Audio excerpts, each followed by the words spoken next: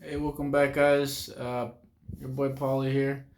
I wanted to talk to you guys about what's happening out there in the world with the coronavirus and how it relates to your money. I don't really like being on camera, so if you see me just kind of in my own thoughts, that's just what it is. I'm trying to figure out exactly how to explain this the best way I can to you guys.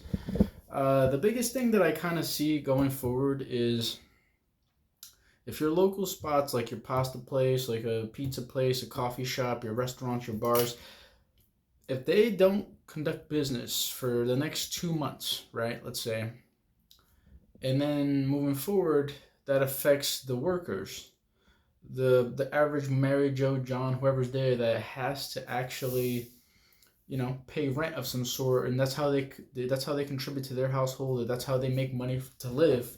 That's how it ends the means to them. If they can't continue to make that money, right? And then also the pizza place or the coffee shop, they're all hurting as well. That's going to force a trickle effect where the coffee shops and all that pizza places in the service industry is going to go ahead and maybe start to lay people off, or they'll start to cut hours. Now, there are some people that are going to be safe in this whole thing. It's probably going to be the military once again, government employees that are in a position that, this matters. But for the rest of us, or for the rest of you who are not in there, a couple things to think about. If you have equity in your house, a couple things that I've been telling my family, because things are going to get affected. I was looking at the Disney stock recently, and the Disney stock just took a big hit. It was at around 150, $150 a share.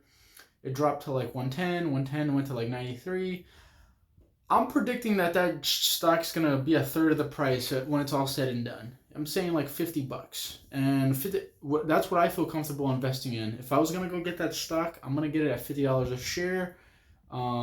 At the very most, probably 75, because I want to at least try to double my money. That's just how I am. I guess I'm greedy with it, but it's also playing it safer. Your houses, whoever's a homeowner today, your house it may not be worth the same price it was yesterday.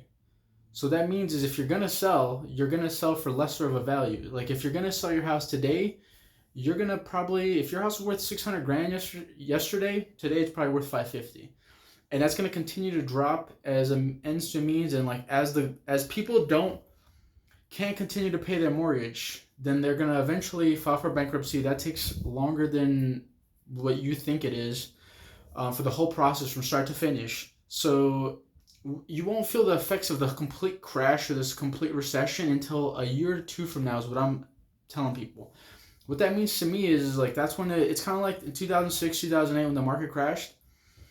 It didn't happen right away in '06, '08. By '08, prices had freaking really fallen. People had just given up on their homes, and the government was, kind of living a lie at the time anyway. But then moving forward, by 2010, 2011, the housing market hit the rock bottom. Why is this important for you to know? Because you shouldn't panic. You should be prepared. History repeats itself. That's why history is important to know. This is why, if you're doing something like this, you should know, like, hey, how has this been done in the past? Well, I'm not a rocket scientist. I'm just figuring out, like, what was done in the past and how can we kind of prepare ourselves for the future. So if anything, maybe 1 or 2 years from now it would be a great time to start looking at the market. Maybe even 3 or 4.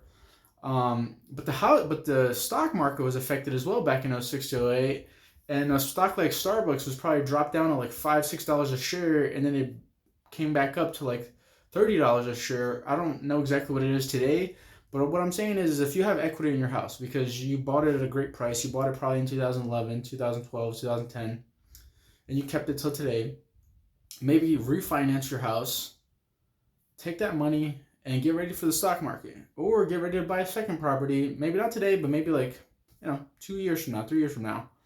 These are just some of the advices that I am telling my family, because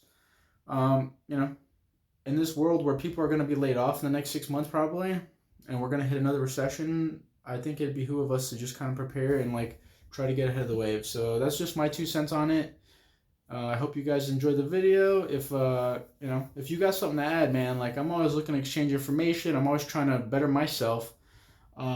This is just some thoughts that I've been having for a while now. I shared it with family and friends that are close to me, and I want to see them win.